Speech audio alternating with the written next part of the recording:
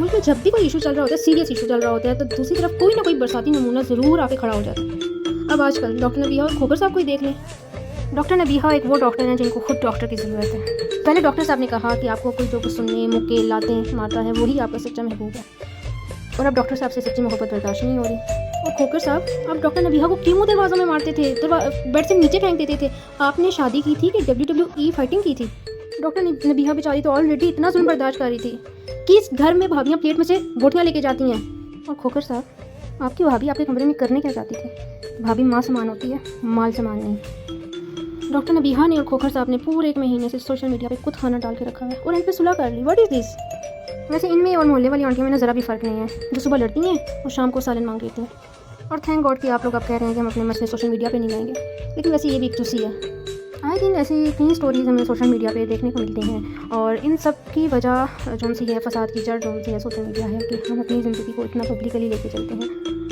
आज से कुछ टाइम पहले लोगों की जितनी ज़िंदगी प्राइवेट थी, उतनी उनकी ज़िंदगी में खुशियाँ थी, आसानियाँ थी और उनकी हैप्पी लाइफ चल रही थी। आज सोशल मीडिया ऑन करो तो देखने को मिलता है जिनकी शादी को हुए 6 महीने, 2 महीने, साल हुए, वो कोई खुला का नोटिस भेज रही है, ठीक है, किसी को डाइवोर्स नोटिस मिल रहा है। क्या शादी की यही वैल्यू है? शादी इसलिए इंसान करता है, या किसी की ज़िंदगी इतनी सस्ती है?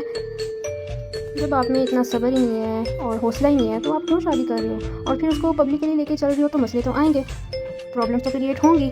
डॉक्टर नबीहा जो पहले खोकर साहब के हक़ में बोलती थी, और जो सा है आई थिंक ऐसे बहुत सारे होते हैं, ठीक है, वो पहले उनके हक़ में बोलना फिर उनको जलील करना, ऐसा नहीं होना चाहिए, ठीक है। अब जैसे डॉक्टर नबीहा पहले अगर उनकी वीडियोस निकाली जाएँ तो खोकर साहब के बारे में क्या बोलती थी, और जिनको कितने किलो सोना उन्होंने दिया था, और अब उनके बारे में क्या बोल रही हैं।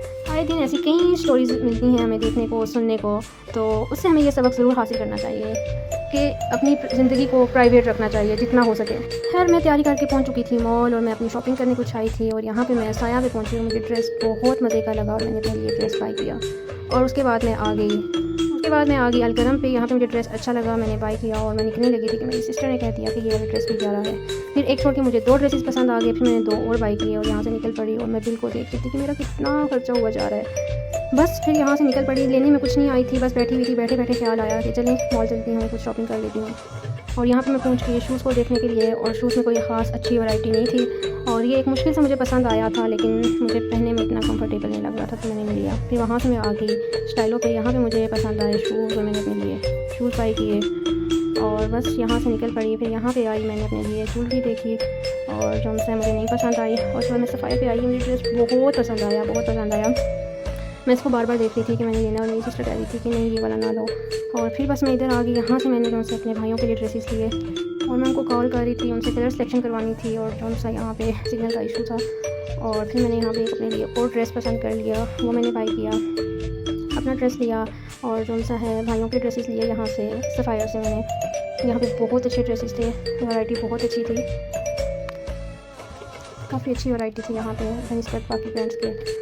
और बस फिर यहाँ पे मैं जो सा है भाइयों की सिलेक्शन हो चुकी थी, कलर्स उन्होंने पसंद कर लिए थे, और फिर जो सा है अगेन मैंने बाई करने के लिए मैं बाहर आ चुकी थी, और फिर मैं उनकी बाई करने की, और जो सा है फिर उसके बाद मैं बीच स्ट्रीट पे चली गई। यहाँ पे मुझे ड्रेस पसंद आ गया, और फिर यहाँ पे मैंने अपनी सिस्टर को छोड़ के उसके लिए सरप्राइज़ सैंडल लेने के लिए चली गई स्टाइलों पे। फिर उसके बाद जो सा है बहुत थक चुकी थी, टाइम काफ़ी ज़्यादा हो चुका था, और मैं चली गई कुछ खाने पीने को हम ऊपर आ गए फूड कोर्ट में। यहाँ पे KFC आके मैंने ऑर्डर किया, और उसके बाद बैठने को बिल्कुल जगह नहीं थी, टाइम इतना ज़्यादा हो चुका था, लेकिन लोगों का इतना रश था कि उफ़ल्ला। फिर मैं अपने घर वालों को, सिस्टर को, मैं चीज़ें में और फैमिली को बिठा के आई, और खुद मैं KFC में दोबारा आ गई ऑर्डर पिक करने के लिए। बहुत ज़्यादा रश था, जिस मौसम प्यारे से मौसम को देख के मैं एंजॉय करने आई थी, घर से बाहर निकली थी, इधर इतना रश देख के मेरी अजीब तबीयत हो रही थी। फिर यहाँ से मैंने कुछ देसी ऑर्डर किया, और जो सा है उसके बाद मैं चली गई, और यहाँ पे ऑर्डर करके मैं चली गई, मैं अल्फते चली गई। वहाँ से मैंने अपनी कुछ स्किन केयर और कुछ घर की चीज़ें लेनी थी। मैंने कहा जब तक KFC और जो सा है इधर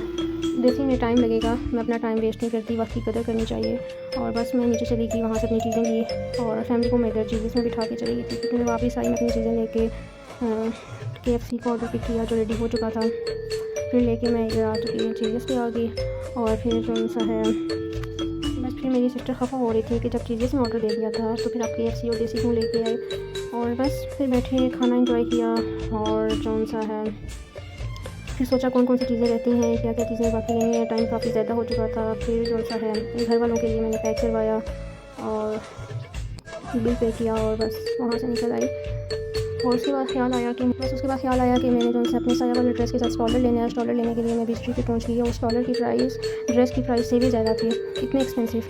और बस फिर मैंने यहाँ से एक स्टॉलर लिया और जो है कुछ अपना कुछ कॉस्मेटिक लिया और यहाँ से निकल आई। इन ड्राइव करवाई और रात काफ़ी देर हो चुकी थी, मॉल बंद हो रहा था। और बस जैसे ही मॉल से निकली तो सिग्नल जैसे ही आए तो कस्टमर के मैसेजेस आ रहे थे और मेरी रास्ते में ही तबीयत इतनी ख़राब थी, मैंने कहा जाके रेस्ट करूँगी। और फिर बस किसी को रिप्लाई नहीं किया और घर पहुँची। बस घर आके मैंने फ़ौरन से सोना था और जो है मेरे भाइयों ने कहा नहीं जी हमें आप ऑर्डर करवा के थे। मैंने कहा मैं आप लोगों की चीज़ें लेके आई। उन्होंने कहा नहीं लेयर ऑर्डर करवाएं केक। फिर मैंने उनको पिक्चर एड्रेस मंगवा के दी कौन सा करवाना है और जो मैंने कहा डोनट मंगवा लें, लेकिन उनकी फरमाइश नहीं केक मंगवाया जाए। केक मंगवाया और मेरे भाई ने कहा कि कौन से हमारे भांजे की बर्थडे थी तो उसके ऊपर हैप्पी बर्थडे इब्राहिम लिखवा दो। और वो लिखवाया और खाया और अल्लाह का शुक्र अदा किया और फिर मैं सो गई। मिलते हैं नेक्स्ट व्लॉग में, तब तक अल्लाह हाफ़िज़।